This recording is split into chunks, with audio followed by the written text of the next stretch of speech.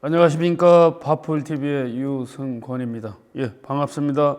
한동안 잘 지내셨죠? 이제 완연한 봄이 온 것 같습니다.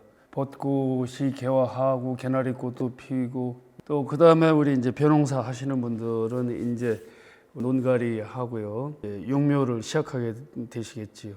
이제 분주한 농업 시즌이 이제 시작이 됐습니다.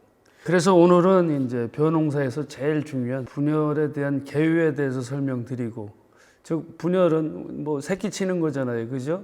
그래서 분열은 여기 보시면 영양생장기에 크지 않는 절, 불신장절에서 우리가 가지가 치게끔 되는 거죠. 이걸 갖다 이제 우리가 분얼이라고 얘기를 합니다. 분얼. 고추나 토마토 같은 경우는 크는 매디, 크는 절간에서 측지가 나오고 또 겨순이 나오죠. 근데 벼는 크지 않는 절, 즉 불신장절 뿌리 주변에서 우리가 이제 분열을 한다라고 볼 수가 있겠습니다. 그래서 분열은 1차 분열, 또 2차 분열, 또 3차 분열이 있는데, 분열은 1차 분열에서 9개의 매디에서 아들 9개가 나오고요. 2차 분열, 즉 손자대에서 5개 정도가 나오면 벽시 한 알에서 15개의 유효분열자를 갖는다라고 이렇게 설명드릴 수가 있겠습니다. 그래서 이제 분열은 이제 불신장절에서 각 마디에서 한 개씩 나오고, 지상부 신장절에서는 휴면이 돼서 나오지 않는다라고 설명드릴 수가 있겠습니다. 요 그림을 잠깐 보시면은 요 그림에서 여기서 9개의 매디가 있는 겁니다. 요걸 갖다가 분열경이라고 얘기했죠. 분열경. 즉 뿌리가 발달이 되면 분열경이 발달이 되고, 여기에서 이제 9개의 매디가 발달이 되면 여기서 새끼를 튼튼하게 잘 치게끔 되는 거죠.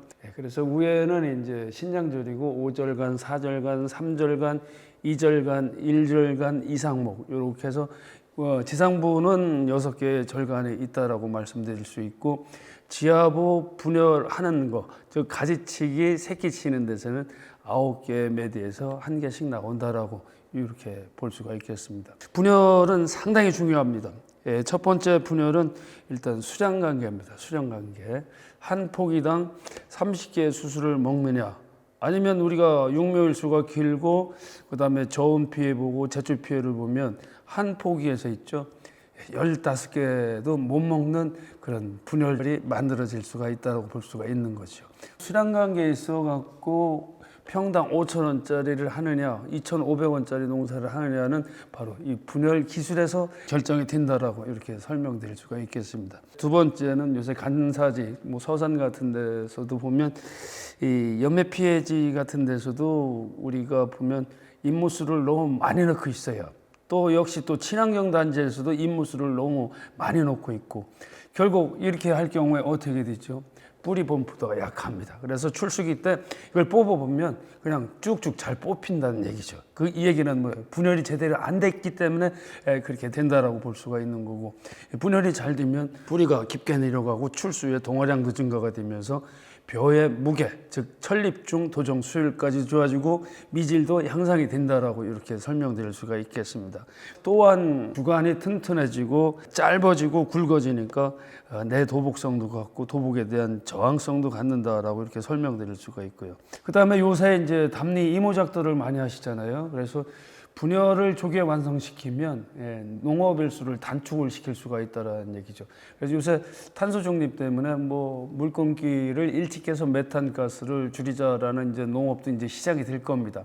이렇게 했을 때 25일에서 30일 상간에 우리가 물을 끊는다고 한다면 우리가 본답 사용 일수를 분열 기술을 갖고서 약 10일 정도를 우리가 앞당길 수가 있고, 그 다음에 이제 요즘 이제 경제라든가 무역관계, 환율관계, 또 원부자재 상승 이런 부분들 때문에 비료 가격이 지금 상당히 오르고 있습니다. 빠른 분열은 이제 우리가 가지거름이라든가 분열거름을 줄 필요가 없겠지요. 그래서 화학 비료도 우리가 줄여줄 수 있는 바로 그 기술도 바로 분열 기술이 아닌가라고 이렇게 설명드릴 수가 있겠습니다. 분열은 상당히 중요합니다.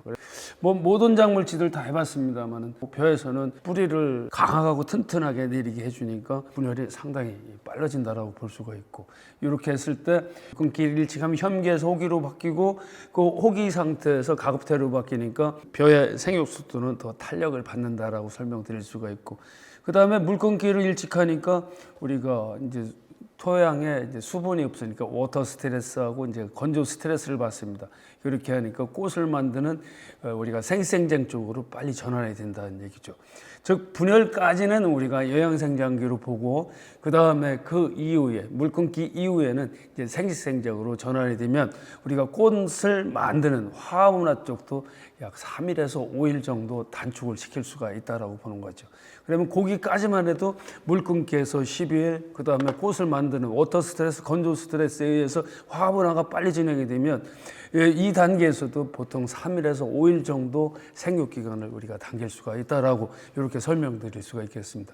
중요한 문제는 그겁니다. 자꾸 북극의 빙하가 녹아져 내려오면서 첫서리가 일찍 온다는 얘기. 즉 10월 15일 정도면 영하 3, 4도까지 꼭 떨어지는 이제 그런 날이 온다라는 얘기죠.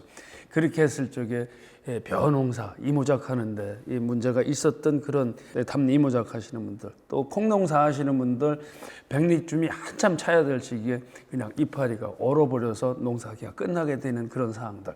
그래서 우리가 담리 이모작에서의 본답생육을 단축하는 것은 상당히 중요하다고 말씀드릴 수가 있겠습니다. 그래서 분열의 중요성에 대해서는 점차적으로 여러 가지의 테마를 갖고서 설명을 해보도록 하겠습니다.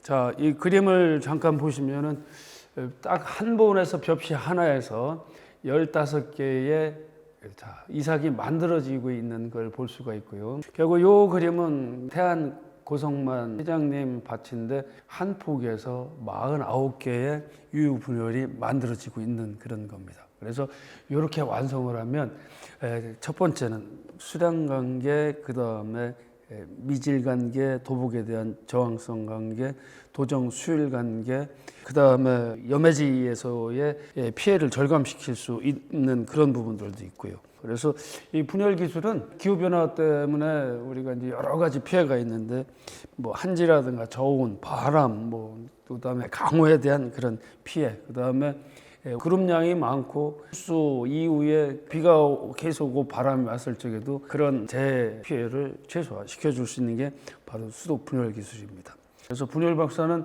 두 가지 형태가 있습니다. 입재 형태, 좀 굵은 게 있고요. 그거를 갖다가 우리 발포형이라고 얘기하고요. 그 다음에 이제 이양하면서 동시 처리하는 걸 우리가 측조형이라고 그러죠. 가는 입자는 모판에서 상자 처리, 이양하기 하루나 이틀 전에 상자 처리를 해서 사용하실 수가 있고요. 그 다음에 이양하면서 제초통에다 제초제 대신 분열 박사 그 측조형을 넣고 동시살포합니다. 이양하면서 상당히 이렇게 했을 때 효과라든가 가성비도 상당히 좋겠지요. 드론을 이용해서 이제 살포할 수 있는 그런 방법도 있고요. 그 다음에 이제 비료 살포할 때 미스터기로 했지 않습니까? 그래서 발포형을 집어넣고 조금 입자가 굵습니다. 그런 경우에는 미스터기로 이렇게 뿌려줄 수가 있고요. 포장 단위는 10kg로 되어 있습니다. 10kg로 되어 있고 보통 1000평에서 1200평 한 필지를 기준으로 해서 사용하시면 되겠습니다. 그래서 이항기 분리침이 벼를 끄집어 내릴 때 거기에 움푹움푹 논에 이제 그 구멍이 생깁니다. 분열 박사가 알르다 보면 한 두세 알만 들어가도 충분하게 분열 효과를 볼 수가 있다라고 설명드릴 수가 있겠습니다. 그래서 작년에 분열 박사를 출시를 했으니까는요, 이런 제재를 잘들 좀 사용하셔갖고 우리가 분열 속도를 잘 낸다 그러면 우리가 수확 관계에 있어 갖고서도 돈 버는 벼농사를 하시지 않을까라고 이렇게 생각이 듭니다. 오늘은 이 정도 설명드렸고요. 이 분열 되게 중요합니다. 그래서 지들 유튜브 자주 좀 보셔갖고 이 분열에 대한 그 중요성에 대해 인지하시고 습득하시고 농사 짓는데 현장에서 적용 잘 하셔갖고 부자 되는 농사 하시길 빌겠습니다. 오늘의 바플TV는 요거로 마치겠습니다. 고맙습니다.